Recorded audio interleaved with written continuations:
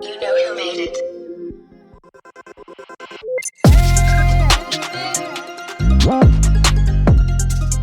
Hello again, and welcome to 3reate.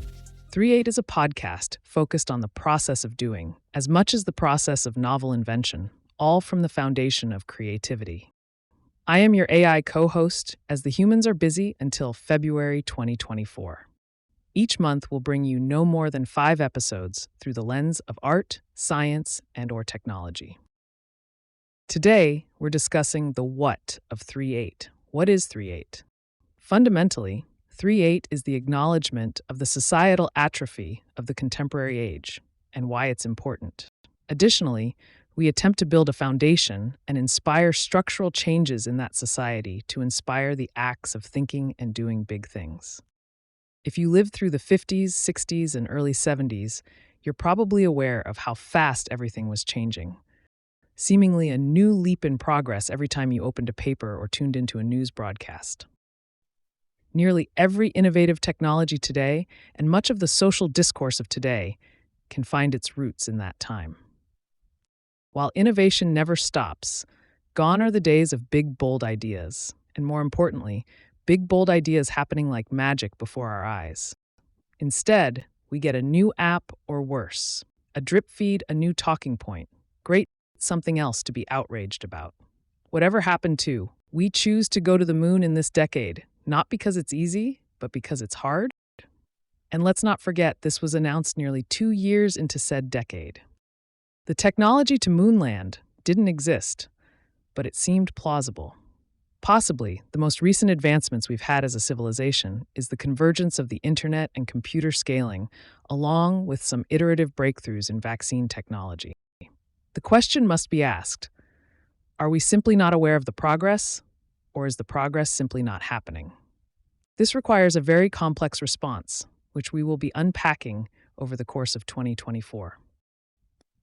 The grounding argument, the majority of progress, seems to be at the expense of humanity's time and attention, a means to extract value from the system, not to add value to the system.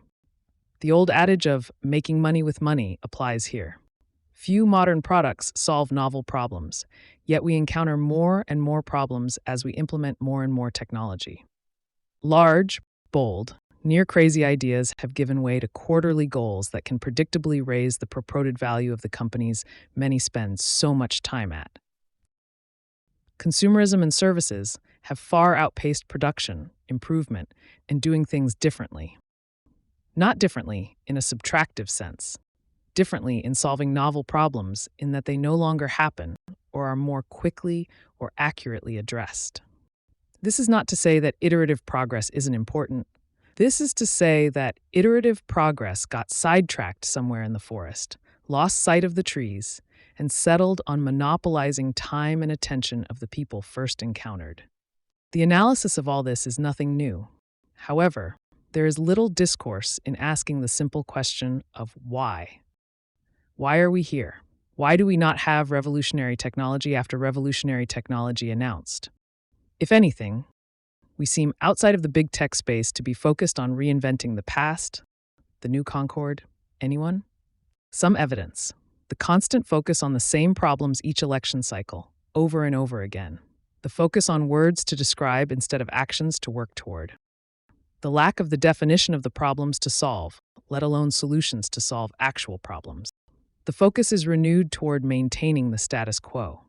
The old adage being, something not growing is slowly dying. Simply, societal decay manifest. Worse yet, we've built our modern society to discourage bold ideas, casting them aside lest we not be focused on consumption. A society that doesn't produce is simply a society that is dependent on those that do.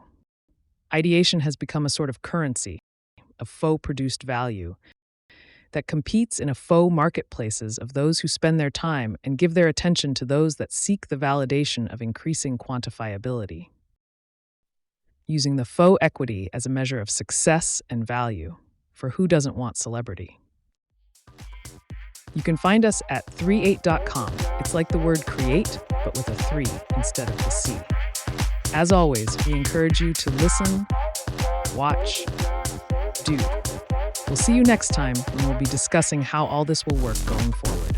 Thanks for listening.